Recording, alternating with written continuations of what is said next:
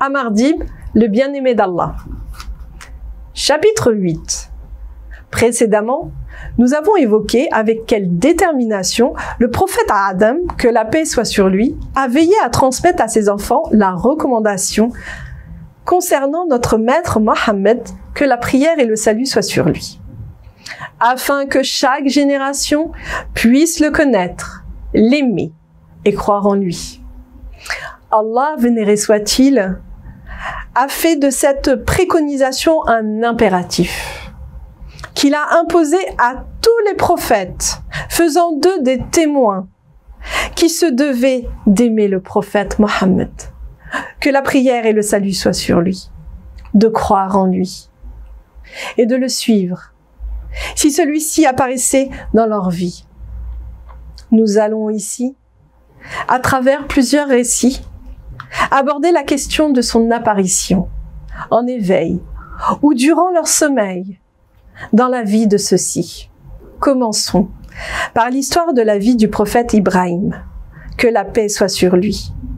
Lorsque sa femme Hajar, que la paix soit sur elle, mit au monde leur fils Ismaël, que la paix soit sur lui, Allah ordonna à Ibrahim, que la paix soit sur lui, de sortir de la terre du Levant avec sa famille pour se rendre sur la terre sacrée, la Mecque.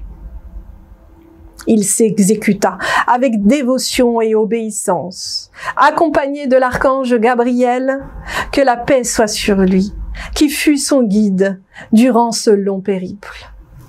Au cours de ce voyage, à chaque fois qu'il passait sur une terre riche et fertile, la famille d'Ibrahim, que la paix soit sur lui, proposait de s'y installer. Mais, systématiquement, l'archange Gabriel, que la paix soit sur lui, refusait.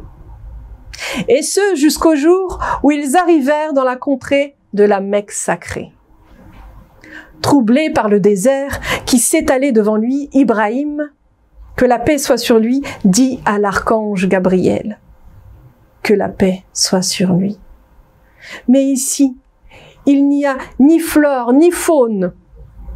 L'archange Gabriel, que la paix soit sur lui, répondit alors, oui, mais cette terre est la terre sacrée, sur laquelle naîtra le meilleur et le dernier des prophètes, qui portera la plus belle des paroles.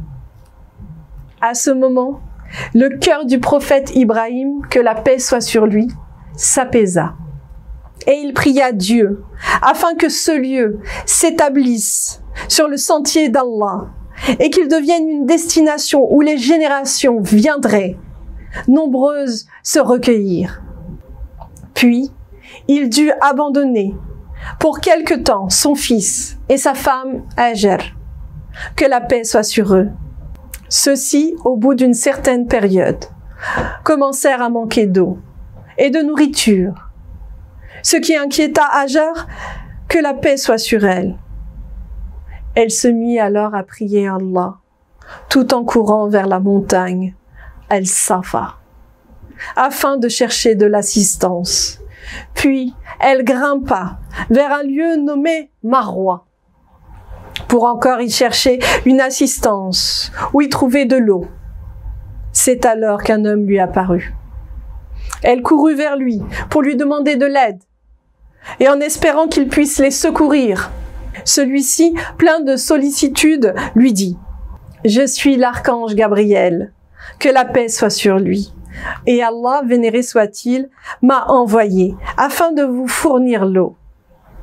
N'aie aucune crainte, car Allah permettra par sa grâce à cet enfant et à son père de construire dans ce lieu la maison sacrée, où se fera l'adoration d'Allah. » L'archange Gabriel, que la paix soit sur lui, qui avait pris l'apparence d'un homme, frappa alors le sol avec son pied, et une source d'eau jaillit de la terre. Il s'agit de l'eau de Zamzam, que nous buvons encore aujourd'hui, et dont la source, depuis ce jour, n'a jamais tari. Plus tard, et après cet événement, une caravane de Bédouins qui passait par là découvrit cette source et s'installa dans cette contrée. Ce lieu devint un endroit de passage où l'on pouvait trouver de multiples richesses. Hajar, que la paix soit sur elle, et son fils Ismaël, que la paix soit sur lui, y habitèrent jusqu'au retour d'Ibrahim, que la paix soit sur lui.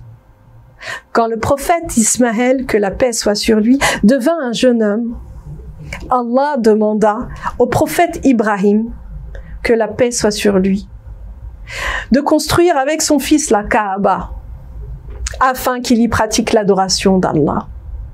Quand ils eurent fini sa construction, le prophète Ibrahim, que la paix soit sur lui, réclama à Allah une recommandation qui les guiderait vers le droit chemin. Alors Allah évoqua le prophète Mohammed, que la prière et le salut soient sur lui. Il sera le dernier des messagers, mon bien-aimé, et il fera partie de la lignée de tes descendants. C'est par sa baraka, bénédiction, abondance, que sera peuplée la terre, d'une population nombreuse, et c'est pour lui que tu as construit la Kaaba, afin qu'elle constitue une orientation pour mon adoration. Le prophète Ibrahim, que la paix soit sur lui, se réjouit de cette annonce et remercia le Seigneur pour la grâce immense qui lui avait été faite. Que nous apprend ce chapitre? Celui qui s'en remet à Allah et met sa confiance en lui ne sera jamais déçu et ne connaîtra jamais l'abandon.